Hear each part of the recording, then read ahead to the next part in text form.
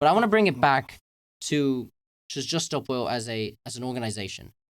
It's a decentralized organization. From what I did my initial research, it's a decentralized organization where there isn't that central hierarchy. There isn't the leader of Just Stop Oil, is it? So how is the structure of Just Stop Oil organized on the local level and then on the national level? I'd rather talk about our policies and what we're doing and why we're doing them than our internal structure. That's all right. Why is that? Why would you rather? Why would you not talk about it? This is central. This is a big part of how the organization runs, right? Well, it's how it's run, but I don't think it's so important because what we're discussing, as I've said, is genocide. And so I'd like to use this platform to talk about how horrendously evil what is going on is, and also how we need to come together and fix it, not by eventually coming together and gradually transitioning. We need to come together in civil resistance against the government and force them to do what is necessary. And so the organisational structure and how it works, I don't really see the importance. I mean, it's important in order to initiate change, you need to understand how, you understand how Parliament works, right? You understand how the government works. So doesn't the public have the right to know how Just Stop Oil is organized? Because they are implementing, or not implementing, but initiating a lot of obstruction. They are causing a lot of annoyance and disruption within cities. Don't you think the public have the right to know? Well, if you went up to any other organisational business, say you went up to Greenpeace and said, "Tell me about the exact levels of your organisation." Well, not the exact levels, but we have an idea of how Greenpeace operates. We have an idea, but when you have an opportunity to talk about it with somebody, I think it's worthwhile exploring. Okay, so what specifically would you like to know? So there isn't a leader. There isn't one central leader, is there? No. Is there some like a cabinet, like a council who organizes and dictates? Okay, in this city we need organization, we need structure, we need to have a protest there. So how does that work? Yeah, no one dictates anything. We look at what is necessary and we have our strategy, which I'm very open to talking about. And so, yeah, we make a decision and we do what we think will be most effective. And that's on a local level, and you don't answer to the national organization, do you? I think there are also legal issues of answering this, so let's call it there. Okay. If there are legal issues, fair enough. So, we'll talk about we'll talk about different legal issues then. That's fine. So when we got in contact, you were very upfront and said, okay, you were involved in loads of different protests and you were arrested in some of these protests. So how about you want to tell us a little bit more about what these protests were, how were you arrested, and what was the context around it? Well, the most notable one was probably Les Miserables a couple of weeks ago. And the point of that protest was, well, it was a perfect show because it's a show about revolution.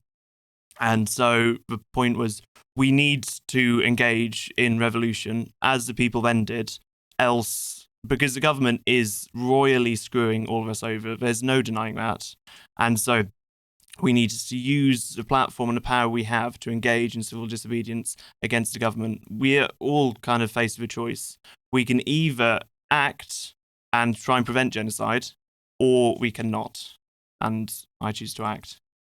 And you are willing to get arrested in pursuit of initiating change within our society. You are willing to make that personal sacrifice. Absolutely. When faced with the death of 1 billion people, who am I to value my not being arrested over that? I completely understand that. This is something I have talked about in the past, not specifically about climate change specifically, but that lack of a higher purpose. We've seen the decrease in a number of people who are religious in our society and not having that higher purpose or something to believe in or to strive in. So would you classify climate, believing in the climate, in protecting our earth and protecting our society as a religion to some extent? No. It's a completely different rabbit hole. I didn't even think I was going down there. But it's left field. Okay, but yeah. No, it is a very much sensible decision. It's the only, when faced with a government that is killing people, the only rational response is to act against it. We all, in the tough parts of history, we all hope that we would have been the ones to stand up against it. And now is one of those times. And you are acting against it. Exactly. So you were at the Les Mis, the musical. Was this in London? It was in London. And how did that? So, are you allowed to go into some of the details of how that went on? Did you buy a ticket and then just jump on the stage, or kind of talk us through what that protest involved? Yeah, we had tickets and we were in the seats. And then, so yeah, I went up onto the stage and I attached myself to it. Like glued yourself to the... We had locks. You had locks and so that involved security coming on. What was the public reaction to you on there? Yeah, in honesty, the audience reasonably, once again with the marching, very reasonably wasn't happy. Mm-hmm. And so I completely understand that. But overall, it did work. A lot of people came on board as a result because they saw the point of the play, and it's an art piece. It exists more than to just entertain us. It exists to give us a message. And the message is we need to act when we need to act. And what better way to convey it? And what more important a reason to convey it? Is that why you picked you guys picked Les Mis specifically because of its history and its connotations with revolution and fighting for something you believe in? Yes, that was the point. That was the message we hoped came across.